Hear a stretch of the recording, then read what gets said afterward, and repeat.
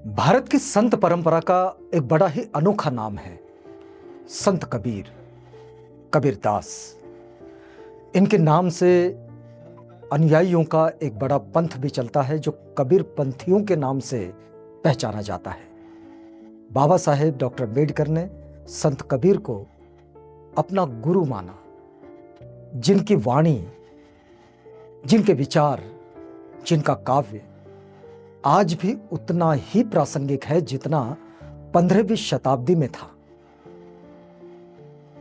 संत कबीर के दोहे, साखियां और उलट बांसी, ये तीनों उनके गूढ़ ज्ञान, सामाजिक विवेक और आध्यात्मिक चेतना के प्रमाण हैं। संत कबीर के जीवन की एक छोटी सी कहानी है।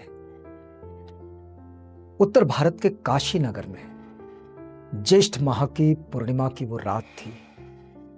चांद आसमान में अपनी चांदनी बिखेर रहा था और गंगा की लहरें मंद गति से वहां बह रही थी। और उसी पावन रात लहरतारा तालाब के किनारे एक नवजात शिशु रो रहा था। कोई नहीं जानता था कि वो किसका बच्चा है, लेकिन नियति उसे इस दुनिया में एक संत के रूप में लाने को बेताब थी। सुबह का सूरज निकला तो एक गरीब जुलाहा दंपत्ति, नीरू और नीमा, तालाब के पास से गुजर रहे थे। जब उन्होंने उस नन्हे शिशु को देखा तो उनके हृदय में करुणा उमड़ पड़ी।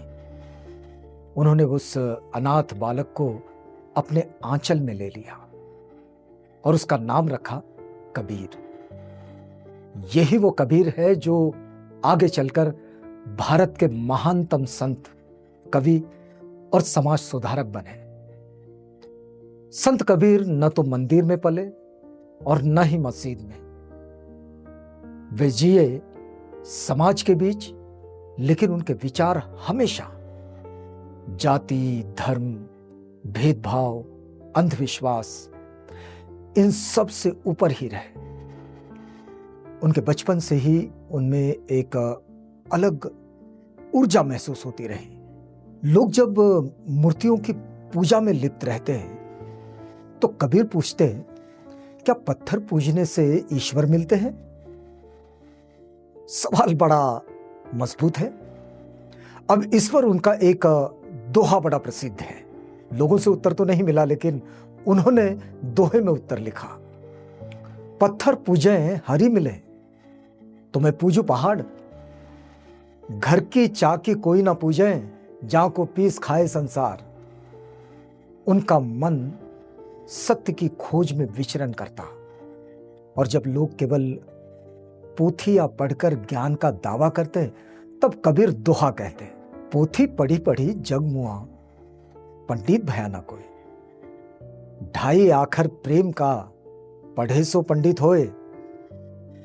समय बीता, कबीर बड़े हुए और समाज की सच्चाइयों को बड़ी बारीकी से जब वे समझने लगे तो उन्होंने ये देखा कि धर्म के नाम पर लोग लड़ते हैं, अंधविश्वास में डूबे हैं और पाखंडियों के पीछे भाग रहे हैं। उन्होंने इन सभी बुराइयों पर अपने दोहों से बड़ा तीखा प्रहार किया है। संत कबीर कहते हैं, जाति ना पूछो साधु की, अरे पूछ लीजिए ज्ञान। मोल करो तलवार का, पड़ा रहन दो म्यान। तो संत कबीर का जीवन वास्तव में एक तपस्या थी, समाज को जागरूक करने की। संत कबीर अपने अनुयायियों को जो कुछ सिखाते थे, उन सीखने वालों में हिंदू भी थे, मुसलमान भी, गरीब भी थे और अमीर भी। उनके दोहे आज भी घर घर में गाए जाते हैं और सच्चे जीवन का रास्ता खोजने की लोग कोशिश करते हैं। संत कबीर की शिक्षाओं के आलोक में, उनके दोहों के प्रभाव में। उनके दोहे न केवल कविताएं हैं बल्कि जीवन जीने की सीख है। संत कबीर कहते हैं कि ऐसी वाणी बोलिए मन का आपा खोए औरन को शीतल करें, आपहु शीतल होए। हर साल ज्येष्ठ पूर्णिमा को जब संत कबीर की जयंती मनाई जाती है तो ये केवल उनका जन्मदिन नहीं है, बल्कि उनके विचारों की अमरता का उत्सव होता है। ये उनकी रचनाएं जैसे कि साखी, सबद, रमैनी आज भी लोगों को जीवन का अर्थ समझाती है। एक विशाल रचना संसार है संत कबीर का।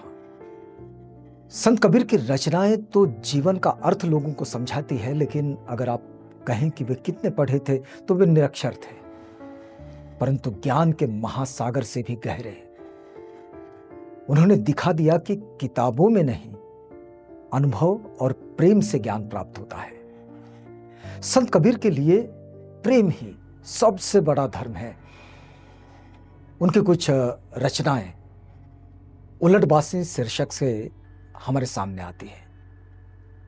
कई बार कबीर की उलटबासियां पहली नजर में हमें भ्रमित कर देती हैं, लेकिन जब उनके अर्थ को समझा जाए तो वे एक गहरी चेतना का बोध कराती है।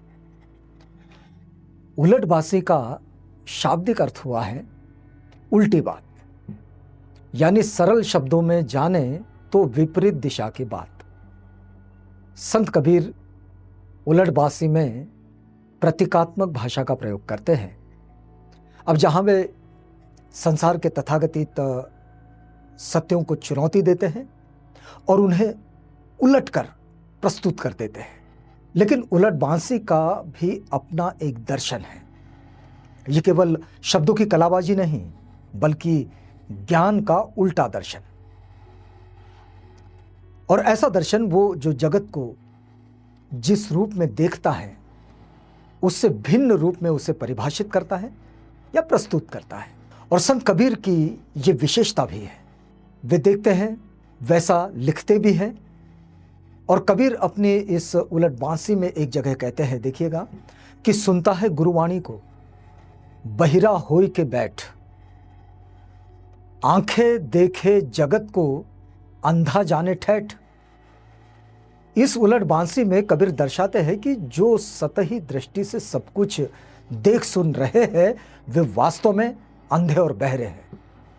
कबीर का संदेश है कि आंतरिक तौर पर सुनना और देखना ही असली ज्ञान है, यानी कि भीतर से बदलाव होना चाहिए, यानी समझ का विकसित होना जरूरी है।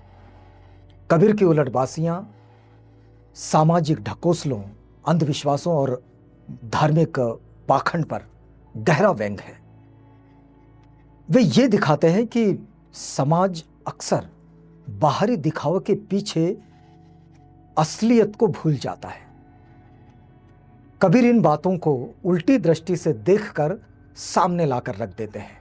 वे कहते हैं कि छिन में रवि छिप जाएगो, छिन में हुए अंधियार, छिन में रवि छिप जाएगो, छिन में हुए अंधियार, हाट बाजार ठौर नहीं, पावक लागी बार।